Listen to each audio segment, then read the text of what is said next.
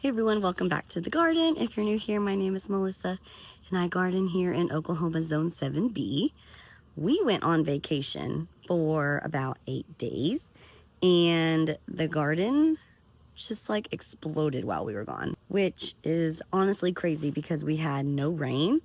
So it's really bizarre that so much changed in just 8 days. So today I just kind of want to walk you around and show you what's going on in the garden. I do have my little helper here in the garden with me tonight. As you can see, all my zinnias have now succumbed to powdery mildew. The good news, yes, the good news about it is that the monarchs have been migrating across our area the last week or so, like super intensely.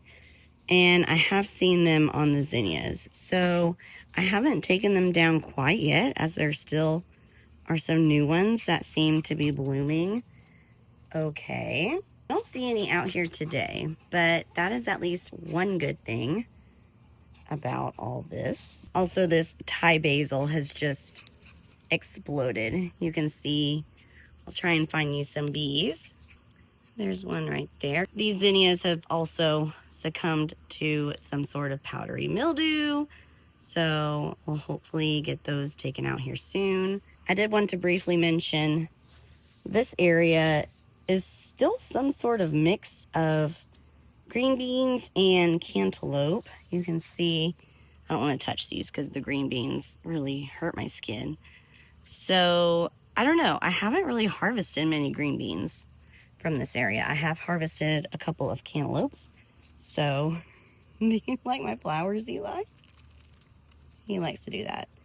We may be having some volunteer zinnias in the yard next year, which is fine by me. Also in this bed, we have some basil that is doing super well. This bush of serranos has just like exploded in the last month. And there are literally serranos everywhere on this plant, which is actually kind of amazing because if you've been following along, I have had the worst pepper season ever. We got hit with like a really weird fungus at the beginning of the season. It was super cool and wet like all spring, and I don't think where this bed is does well with peppers because our yard is sort of at a slope, and so a lot of the water just comes down here. So I need to remember for next year not to plant peppers in this bed. We have actually been really dry the last couple of weeks, and almost up to a month or two we've been in kind of like a flash moderate drought. So the peppers are actually doing really well right now. Getting a nice pepper harvest in October is not abnormal for us. This is also the only other pepper plant that I have growing. I can't even remember what these are, but there's a nice bunch load on here. I filmed me planting these, but I never posted it. So I did end up getting some cabbage starts from our local greenhouse. So this one is cabbage, Brussels sprouts. This one is also Brussels sprouts. Brussels sprouts. Oh no, this one is a second cabbage, Brussels sprouts, and Brussels sprouts. So far, this one seems to be doing the best. You can see little baby Brussels sprouts coming in. I'm really excited because I feel like I got these in at a good time. They have been doing really well, and I came back from vacation and they were still looking pretty good. Like no bolting, even though we've been in the mid 80s, almost 90s the last week or two. So really excited about that. Also forgot to mention I planted some rainbow chard over here in the corner. Planted these the same day that I planted the Brussels sprouts and cabbage. Just never really got around to making a video about it. I just kind of had to come out and do what I had to do. I did post a video on here of me planting some peas, so let me show you the update on those. This first bed of peas is looking super good. Don't see any flowers on them yet, but really excited to have a fall crop of peas. I've never done fall peas. These peas over here do have one little bitty flower that bloomed yesterday, and there are a couple more You are so musical. The next biggest update is probably my eggplant, which has literally done nothing all summer. It has not grown. It has not given me any eggplant. But the transformation from when I left to when I came back is crazy. We have so many eggplants coming in. There's one there. There's one hiding back there. There's a bunch of flowers on this one. Look, there's a couple over there. And I think, there are some more hiding in there. I need to come in and harvest a bunch of these cowpeas. These are black-eyed peas. You can see they really dried up over the last week or so. There's a bunch there and also a bunch hiding up there. As per usual around this time, I have killed this mint. I feel like I'm the only one who ever struggles with mint. There has also been an abundant growth of tomatoes. Look at all these sun golds. They're literally everywhere. And if I come around, you can see all the yellow pears that have grown just like literally overnight. My child wants one of these. Tomatoes? Tomato. Here, Bubba. Yuck. As you can see, more basil. Look at all these yellow pears. I didn't even come in and fertilize these. There's just beautiful groupings of yellow pears all over the place. And tons more black-eyed peas growing. I ordered some more seeds today, which I told myself I wasn't going to do. I do actually have a video planned showing everything that I've spent in my garden this year. So if you're interested in that, let me know in the comments. I will definitely get that prepared for you guys. I also want to do like a shell beans and chat with me. So if you have any questions or comments, leave those down below and I will get to those. Hello. There's nothing in this, I don't think. Okay, let's move on to the state of the green stalk. It's not doing super great. I haven't had really great luck with direct sowing in the green stalk. Nothing really seems to be growing. The cilantro is doing okay. There's a nice little bunch of kale over here. But other than that, I'm not sure how I feel about direct sowing in the green stalk yet.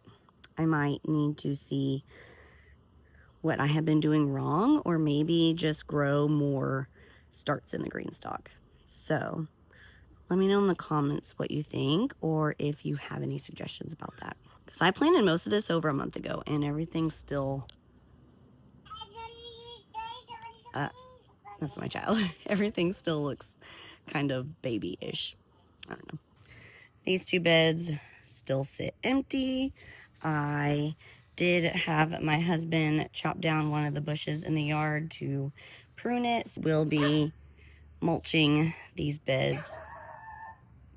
Why is everyone against me today? I will be mulching these beds with all of that here shortly. So that's just less soil that I have to buy.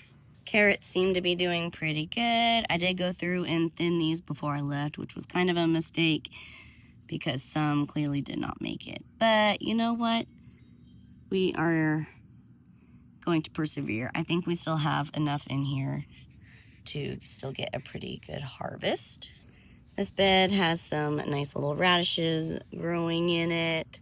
I did plant some, I think 4 Seasons lettuce is what I planted in here, so those are growing pretty well. And this last little bed has some nasturtiums growing pretty well.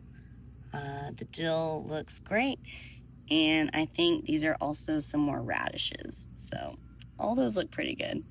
I was really worried about this bed because it's starting to get shaded out, but this one seems to actually be doing pretty good. All right, last but not least, this bed actually surprised me quite a bit. Look at this watermelon plant that I almost actually pulled because no watermelons were growing on it. and the ones that did were rotting.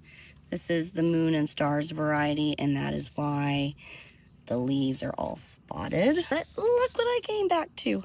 A whole watermelon. It's not like the prettiest shaped, but I'm actually really excited that I will at least get hopefully one watermelon off this. And there was another one growing there, so maybe 2 watermelons. I don't know, we'll see. Strawberry survived, and my cantaloupe is still surprisingly cantalouping. I need to note that it did not rain at all in the 8 days that we were gone. I have no irrigation set up in this garden.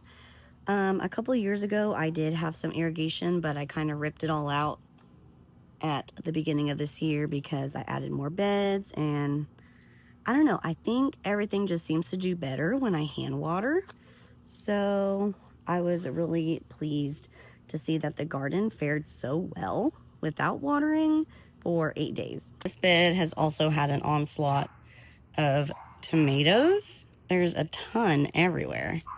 So it is now almost mid-October. Our first frost is usually, gosh, when is it? Usually the end of October, 1st of November. But honestly, lows are not even into the 50s yet. We still have lows in the 60s. Look at all these green tomatoes. It's just crazy to me. I really don't know. I'm kind of feeling like we might have a late frost this year with the way this fall has been going. One last thing I wanted to show was the toothache plant, which is absolutely still producing, which is just crazy to me. I need to grow this every year. I'm glad I got seeds again to grow them next year because this has been absolutely prolific. I think I'll add in a video soon, an update on the tincture that we made.